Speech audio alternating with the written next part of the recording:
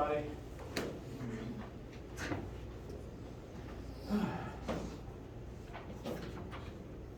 Happy Monday. I'm losing my train of thought already. So, where's the calendar? I imagine, for this class at least, main thing on your minds is this is test 2 week. Test will be administered between in-lab periods between today and Thursday. So today it's at 1:30, Tuesday it's at 8 a.m., Wednesday and Thursday it's at 1:30. And any section you want, does not matter. And the help study for tests both today and also class on Wednesday is entirely study sessions, answering questions from you guys. Whatever's on your mind, whatever you're pondering or studying, let me know. It's open to the floor. Before we get to that though, I want to point out a few more things about the upcoming calendar. One, this class will not meet Friday the 18th or Monday the 21st. Basically, once you're done with the test, happy Thanksgiving. Thank you. Welcome. No lab next week either. Half the week doesn't exist. So after you take your test, we will reconvene November 28th for our last full week of class. Things we'll be doing that week include giving the test back and going over it, talking a bit about sound and waves, just some additional concepts that'll get folded into the final. There will be one very short homework assignment about that, like 3 questions.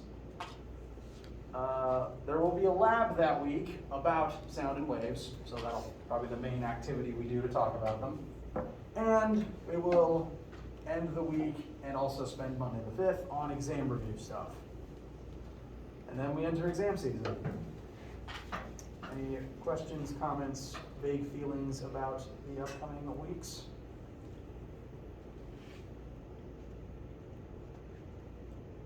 All right. Well, main thing again is the test.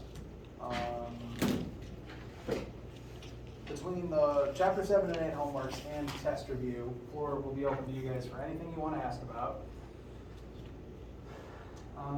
As an additional reminder, test is open formula sheet. I have a stack of spares up here if you don't have one ready. You are allowed to write on your formula sheet. You're also allowed to ask questions during the test. I, in fact, encourage you to ask questions during the test. And as last time, there is 105 points on the test, graded out of 100 points. So, what's on your minds? Yes? Can you do number 5? On the practice guide? Yes. Yes, we can.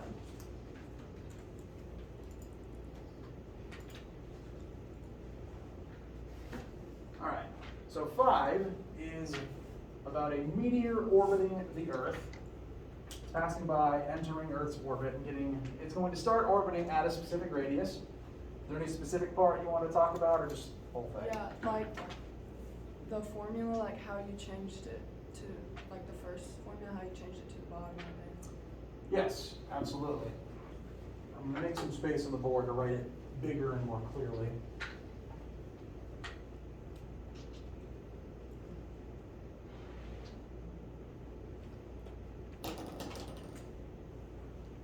All right. So looking at the physical description, we have a very fast meteor passing by Earth. We know the mass of Earth to be the same constant we've been using, more or less. And we are also told Earth's radius. Those are actually only, we're told Earth's radius, Earth's mass, and the meteor's velocity. Technically speaking, those are the only numbers the question outright gives us. And using those numbers, we need to compare the force of gravity from the Earth on the meteor to how that gravity acts as a centripetal force. What's physically happening here, as with all orbiting objects, here we have Earth, and here we have our meteor that looks something like space cheese. It's going to orbit the Earth. It has a certain initial forward velocity. There's some centripetal force pulling it towards Earth.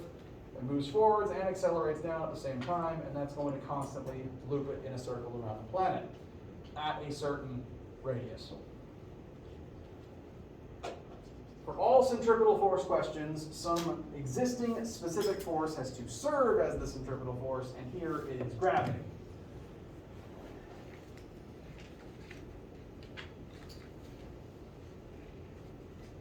So, I'm going to then fill in the two formulas for universal law of gravitation and centripetal force, and talk about how I simplified and algebra them.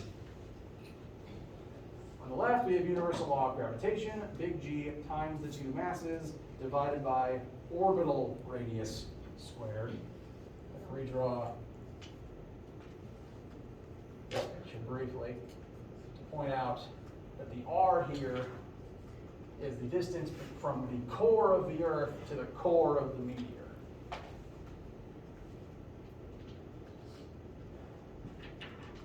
And on the right side, centripetal force, that's going to depend on mass times linear velocity of the orbiting object divided by orbital radius. This is the same R as over here, which again is the distance from core to meteor.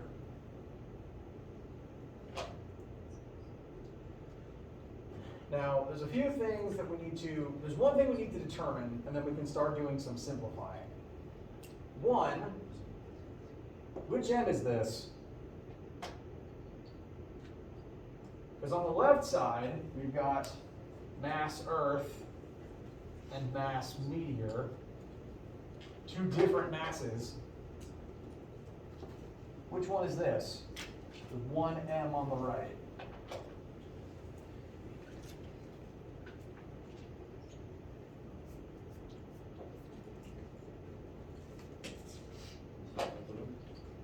Say again? Is it supposed to be both of them? It is not both together at once. Meteor, correct. Centripetal force is very specifically the force acting on the orbiting object. The meteor is what is doing the orbiting. This is the object that is this distance away from Earth's core and that is moving at this velocity. This is all data specifically for the meteor. So I'm going to be more specific and label this mass meteor to match mass meteor on the other side. This means that there's an mm in both numerators on both sides, which means it can cancel out, which is good because I didn't give you a number for mass meteor. Turns out you don't need it. Any object moving at that speed, regardless of its mass, would be doing the same thing.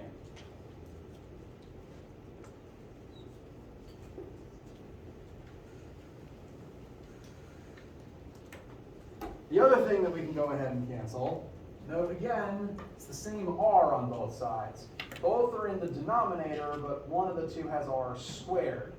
So if we multiply both sides by 1R, that cancels out, and it gets rid of the square.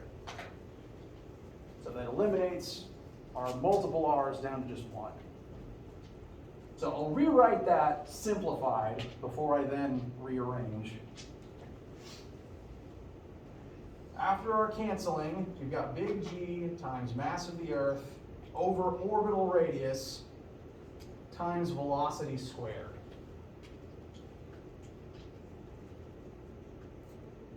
This is again after cancellations and simplifications that specifically refer to this situation.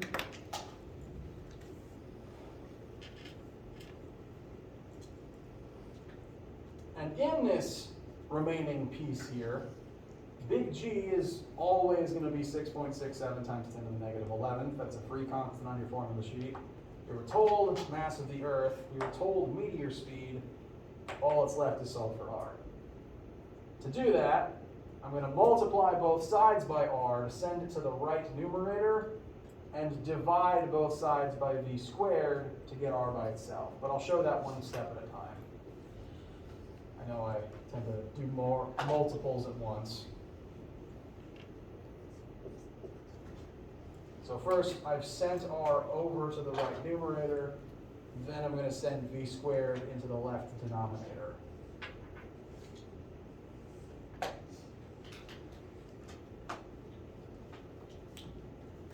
And that is our formula, as simplified and pre-rearranged as we can make it. And this is what I tried to write here, but one, I wrote M2 instead of ME, and also my V's and R's look unfortunately very similar. Sorry about that.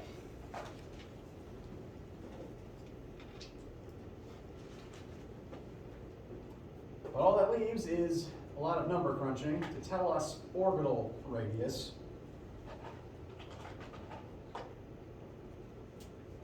So 6.67 times 10 to the negative 11th, also times 5.972 times 10 to the 24th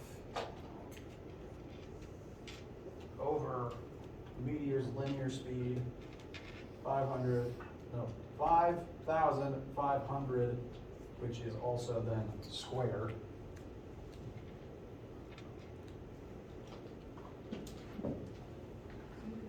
This one is only for like the radius, but isn't it asking for the height? Yes, I will explain.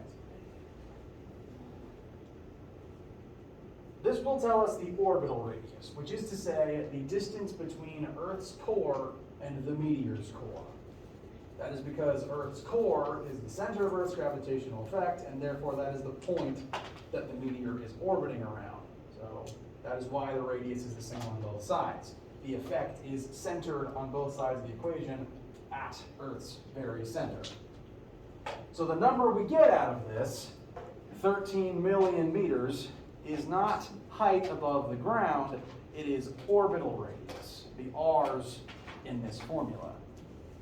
We do need that orbital radius, it's arguably the more important number, but to successfully turn it into height, we have to subtract out Earth's radius. Because orbital radius is from core to meteor. Height is from Earth's surface to meteor. Does that track? No, so the radius is from, I thought it was from Earth's core to the meteor's core. It is. I am assuming the meteor is small enough that its radius doesn't matter. That is an assumption. I didn't mention the meteor's radius for that reason. Most of the time, when compared to the mass of the radius of a planet, the radius of the orbiting body is relatively insignificant. And frankly, even the radius of the sun is not that important to Earth's orbit because the sun is the orbital distance is way bigger than the sun's radius. So at times it just kind of depends. And I'll try to make it as clear as I can. In general, I will usually just ask for orbital radius. And if all I ask for is orbital radius, r, you can stop at this number. And the radii of the two objects doesn't matter. As a reminder, I always make the guides longer and more difficult, so asking for height was the wrinkle.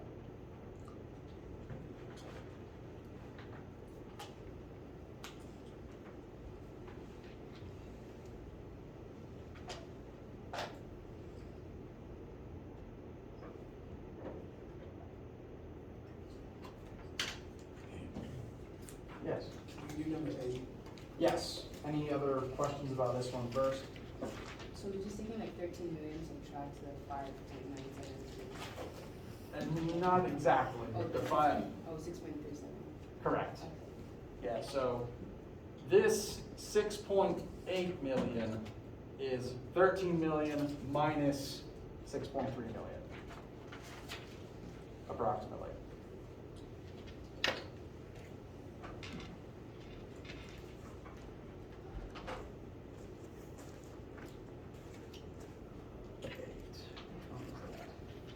All right. 8 is an angular inelastic collision. This is the most recent thing we learned about, so if this one felt the weirdest out of all of them, there's a reason for that.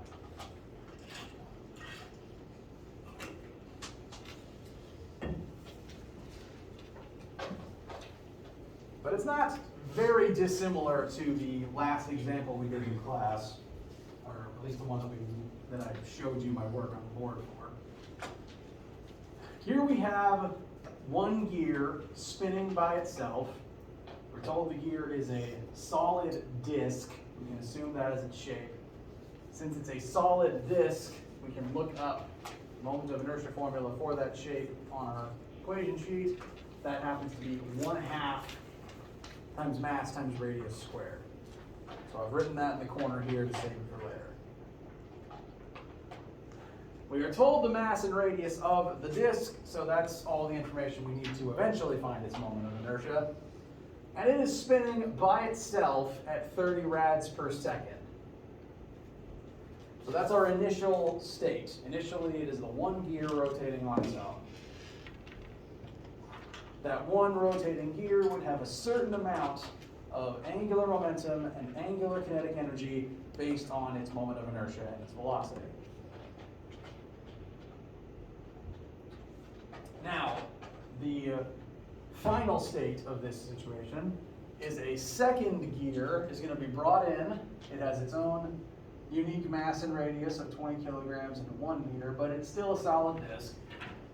It's going to be meshed into the smaller gear.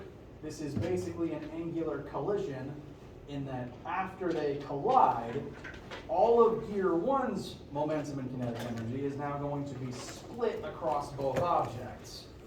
So gear 1, which was originally going very fast, is going to slow down as it now has to share everything with the second gear.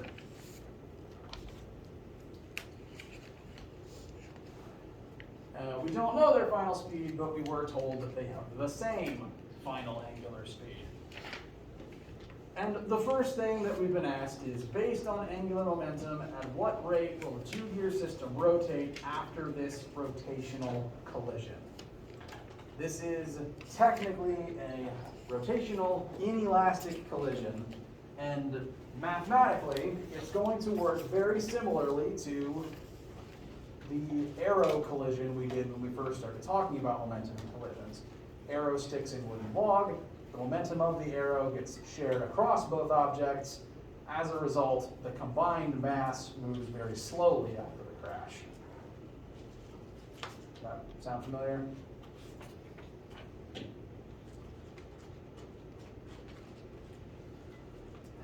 So, based on momentum, what should the shared final velocity be? So in my work here, I'm comparing initial angular momentum to final angular momentum. The uppercase L is the counterpart to lowercase rho for momentum. So the logic that is employed here is the same as a linear collision, just with moment of inertia instead of mass and with angular speed instead of linear speed. On the initial side of things, the only object with any momentum before the crash is gear 1. It will have its own moment of inertia and its own starting angular speed of 30 rads per second. Using the moment of inertia formula for a disk that I saved earlier, that gets plugged in for I, mass of 5 kilograms, radius of 0.5 meters squared, 1/2 on the front, and multiplied by the disk's initial angular speed of 30 rads per second. And that's the total, that's the entire initial side. It's the only object with any momentum to begin with. Feel okay so far? All right. On the final side, after gear 1 meshes into gear 2, now they're both moving. So now they both have momentum. So these two different pieces here are the final momentum of gear 1 and the final momentum of gear 2. Each gear still has its own moment of inertia, and gear 1's didn't change.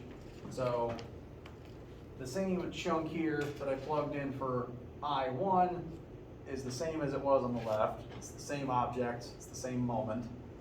So it's gear 1's moment is still 1/2 times 5 times 0.5 squared.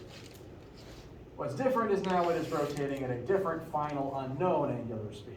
So it left omega final as a variable.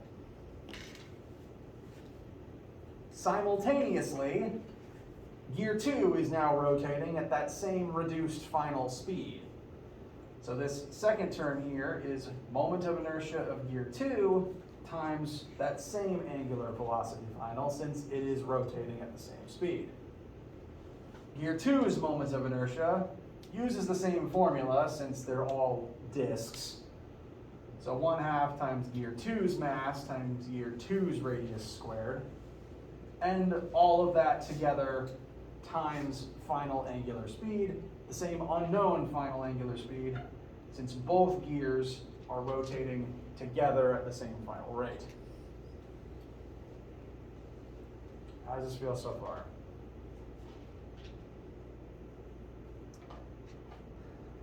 Broadly speaking, other than having to deal with moment of inertia, this works the same way as the arrow in the log and similar inelastic collisions. Two objects stuck together, they have the same final speed. We're going to use the distributive property to distribute omega f out and just leave the moments of inertia to add together inside the parentheses. Meanwhile, we know everything on the right, so we can simplify that down to one number. Now, depending on how you did your work, yours might look a little different at this point. In my version here, it's a little faint on the board, but I canceled out all the 1/2s, because every single term in this formula has a 1/2 in it. So my numbers here, 37.5, 1.25, and 20, all have the 1/2 removed. If you keep the 1/2 in, your numbers here will be half as big, which is fine. It's just a matter of what order you did things in. It's no problem with it. Whether you take the 1/2 out or not, adding the two terms in the parentheses and dividing it over should give you a shared final angular speed of 1.76 rads per second.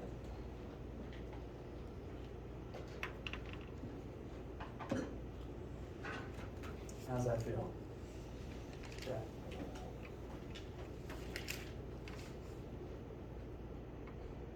And even mentally, I'm going to scroll away just briefly to show you a similar question.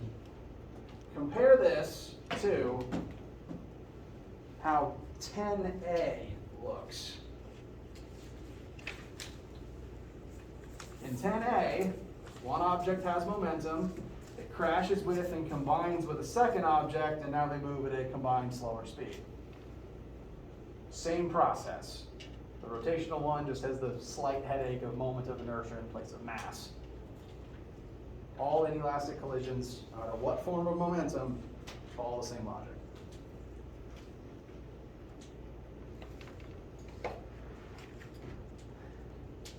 Now B asks how much rotational kinetic energy was lost in this collision. And I admit my work is a little smushed here. I apologize for that, so I'll go through the concepts. Since this is an inelastic collision, two gears stuck together, they're going to lose energy here. In real life inelastic collisions like car crashes, kinetic energy gets lost to heat, and friction, and sound, and all kinds of stuff. So what we're comparing here is the initial kinetic energy total of the system to the final kinetic energy total of the system to see how different they are. The initial KE total is just going to be the angular kinetic energy of gear 1, because initially it's the only thing spinning. Kinetic energy, angular kinetic energy, is 1/2 times moment times angular velocity squared. So to find gear 1's initial angular speed, we plug in gear 1's moment of inertia and gear 1's initial speed of 30 rads per second. So 1/2 times moment of inertia, same I1 as every other part here, times omega initial squared, 30 squared, gives about 280 joules. That's how much energy gear 1 had before anything else happened.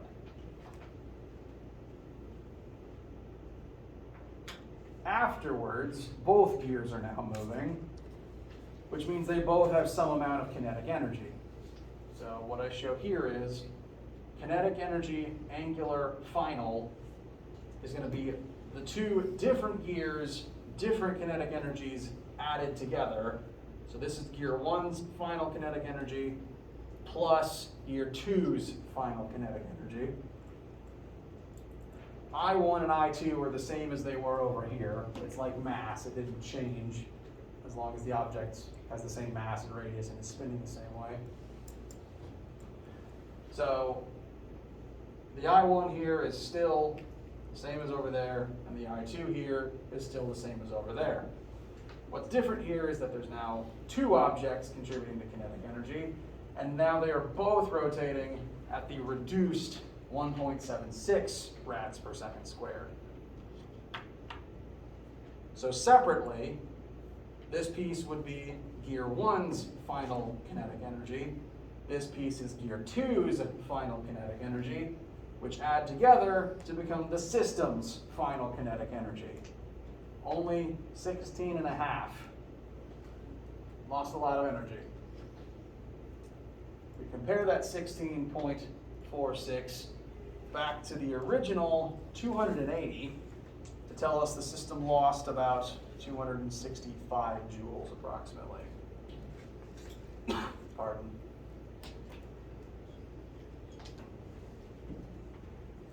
As a reminder, angular kinetic energy and angular momentum are the last things we talked about on Friday. It's the newest stuff, and so it will comparatively be a very small amount of the test. But if this makes sense, like the logic is the same as the linear collisions. It's just replaced with moment and angular speed instead of mass and linear speed. I know I say that a lot, but I do it to try to assure you of the similarity. This is the last thing we learned. It's a very small portion of the test. It comes up as one part of one question, and it's a very small portion of those questions. You should understand the concepts, but since the practice guide is longer, more difficult than the test, there's not one whole question dedicated to them. But how did this one feel talking through it together? Okay. I help I took the lid off. Yes. We're using 9. Yes. Any questions about 8 before moving on? 9. All right. Here we have torque. And this is similar to how we applied it in lab last week. There's just I'd say there's 2 wrinkles. There's 2 wrinkles to make it different from lab last week. You want to look through the whole thing? Okay.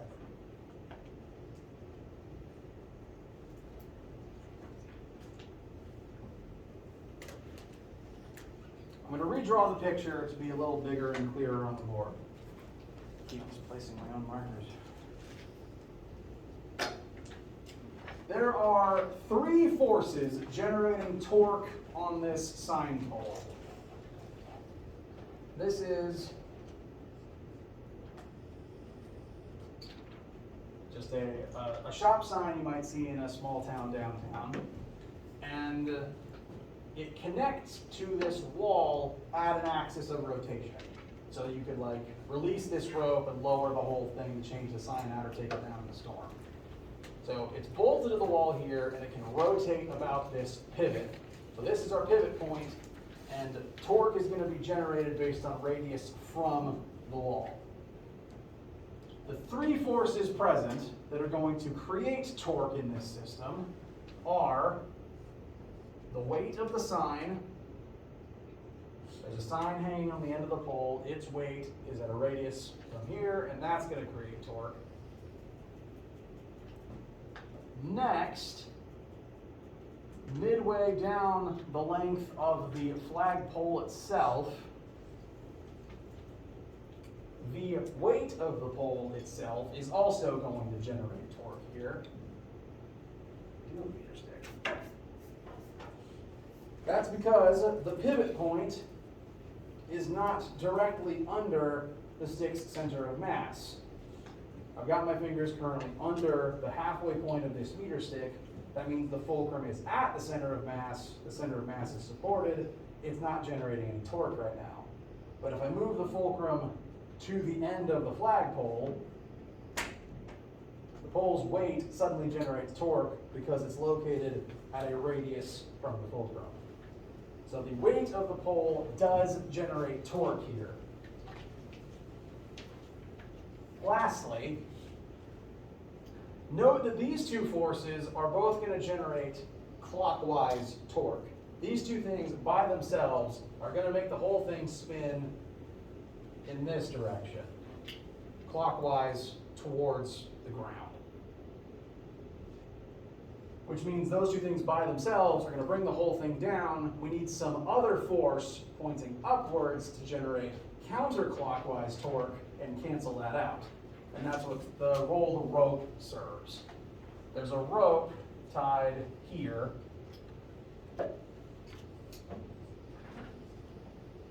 And the tension in that rope is going to point up and to the left. The vertical component of that tension is going to generate torque to cancel out the torque generated by the pole's weight and the sign's weight.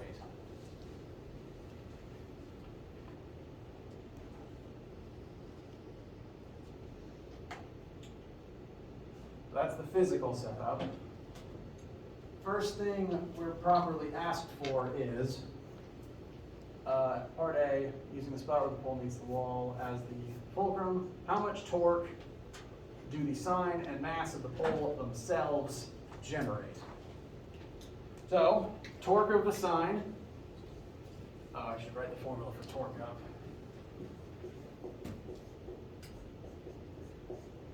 Formula for torque, one of the formulas for torque, is radius times force. So for each of these two forces, they'll generate torque based on their distance away from the pivot. The sine, torque sine, is going to be equal to the radius the sign is from the wall times the weight of the sign, because it's the sign's weight is the force pulling down at that spot. So 15 times 9.8 is the sign's weight, multiplied by the radius that sign is applied. Pole is 1 meter long, sign is at the end of the pole, so therefore it's 1 meter from the wall.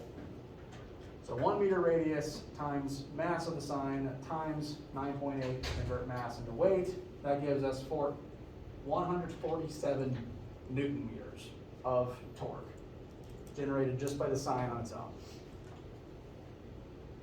So that's one of the two answers.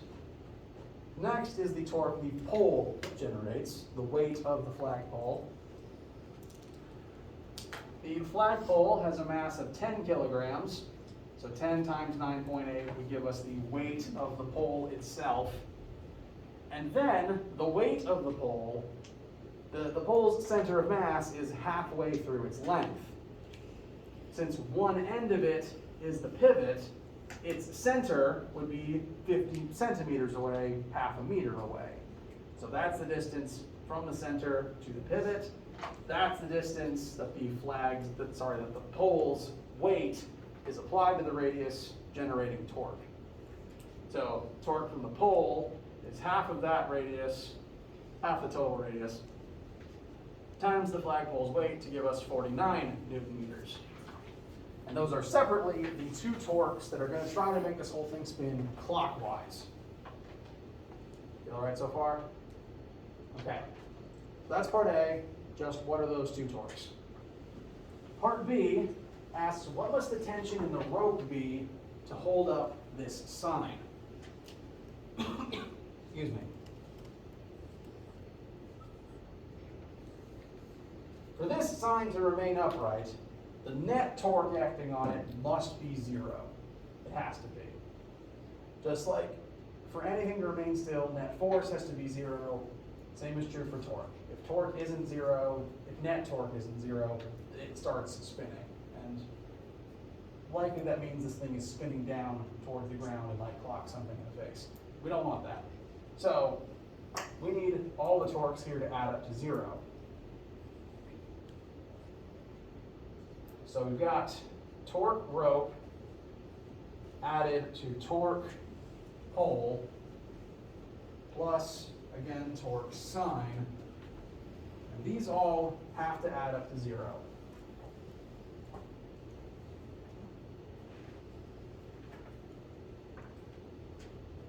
And we actually have numbers for torque pole and torque sine, thanks to part A.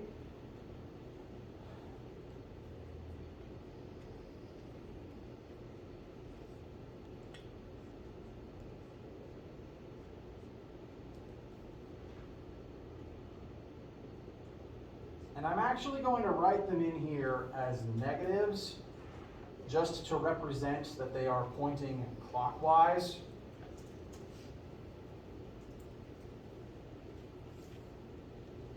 Math tends to consider counterclockwise as positive, just looking at the unit circle. So clockwise would then be negative. Doesn't really matter, just an academic label. But I'm showing them here as negative because the rope's torque is going to have to point in the opposite direction to hold this thing up. We'll need a bigger positive number for rope torque to add together with these negative pointing numbers to create 0. And we can simplify this by just sending those two numbers over to the other side, which should tell us torque rope needs to be equal to, add the two numbers together, and we would get 196.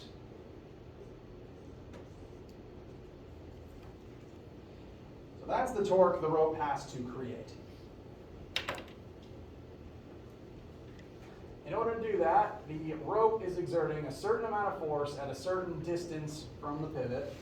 We don't know the force, but we do know the distance. We know where the rope is tied to the system. So we can plug in R times force, plug in what we know for R, which is 0.25 meters.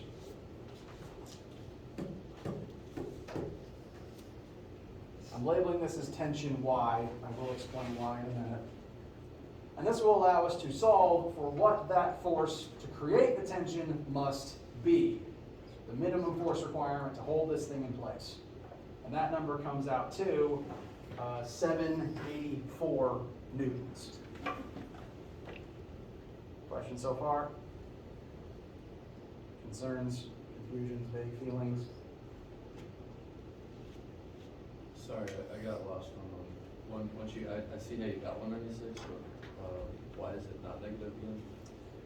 I wrote them in here, in this line. I filled them in as negative because they point clockwise. Sending them over made them positive.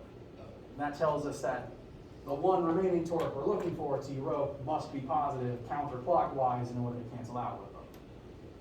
So the Ty is represented in F of the equation? So the Ty here is the force needed to create the torque required. And I'm labeling it as Ty instead of T because only forces perpendicular to the radii can generate torque. And this tension isn't pointing totally perpendicularly to the rope, to the pole, sorry. Only a component of this tension is actually perpendicular to the pole itself, namely the Y component, hence why I label it Ty. That means only the Y component of tension is contributing to the torque. The X component is not doing anything torque-wise. It's just pulling the pole into the wall. to the left. So Tx does nothing to the torque. Only the Y piece here does. So the value that this gives us, the 784, is specifically the Y component of the tension in this rope.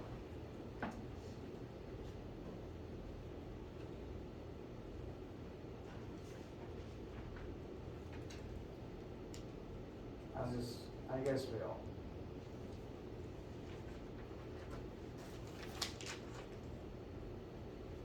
Since it's the Y component, we have to use trig to figure out what the actual full tension in the rope is.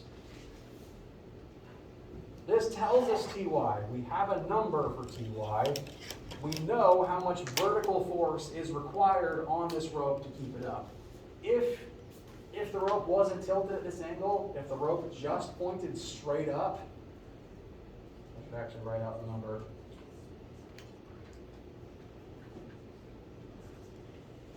This would be all the tension we needed if the rope pointed straight up. But since the rope doesn't point straight up, it actually takes more total effort to make sure that the Y piece is that big. Since this is just the Y piece,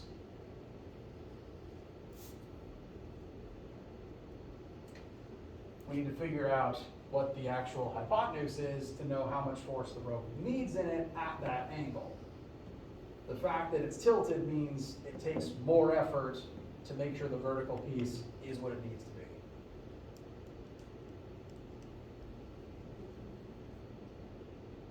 The trig that I did there, How did you put it, the 45 there? Like, why wouldn't you put it like between X and T? see, given that it's a 45-degree angle, it doesn't actually matter. No, like you see that the tension, like if I was told it was at a 45-degree angle, I would think that this angle would be 45, not this angle. Yes, my picture is not totally to scale here. 45-degree right triangles have two 45s in them.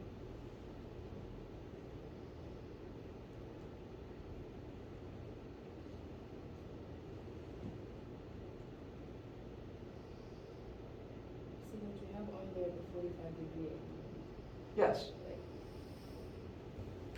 wait, I don't know. You know what I'm asking? I hope I do. I may not be explaining it in a way that helps your brain, though. Yeah, see, I would think that was 45, what you're writing in right now. Yeah, that would be 45. All of what's written here is true. Okay. Because this is the horizontal axis, this is the vertical axis. They are perpendicular to each other. That means these two angles have to add up to 90. 45 is half of 90. And that's the same as, it would need to be the same over here as well. Okay, I get it now. So this is a quirk of 45-degree angles. If it was anything else, I would need to write the complement in there.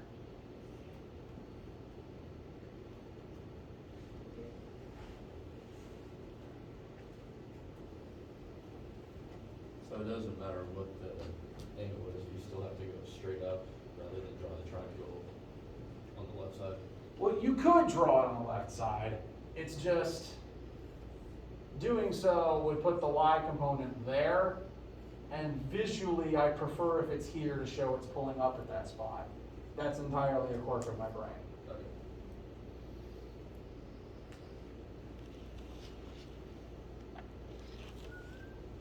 Like, there's nothing wrong with it if that is how your brain processes the information.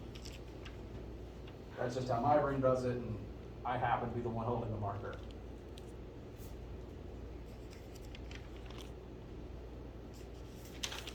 Ah, nuts. Sometimes my computer decides it doesn't want to work. So I'll just write and trade myself.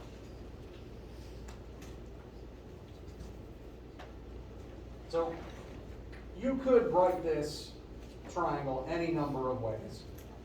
It's a 45-degree angle, so it's the most flexible kind. The way that I've got it drawn here, From this 45 down at the bottom, TY would be the adjacent leg, so cosine of 45 is adjacent over hypotenuse.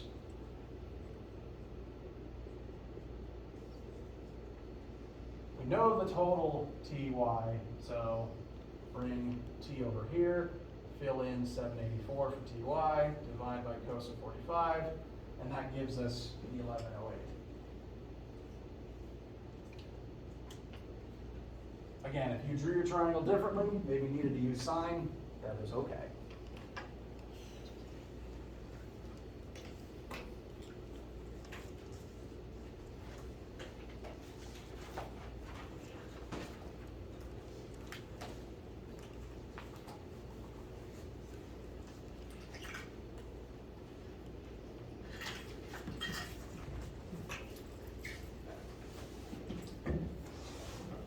How you guys feel?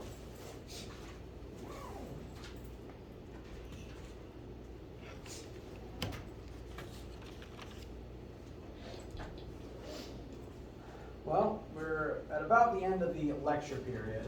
If you have questions and if you have questions and time to stick around, you are welcome to. You're also welcome to get on out of here to whatever else you have today. I will be here probably till 4-ish p.m., depending on who takes the test today.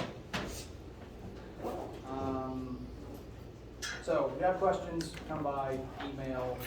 We'll have more study session on Wednesday if you want to come, and there's also still physics tutoring here on Tuesday. Take a test, whatever day you feel most comfortable, and I'll see you then. Have a nice day.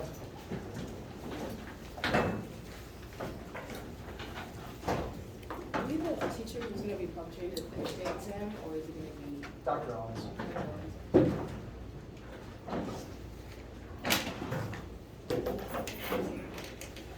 It's a weird game of chicken.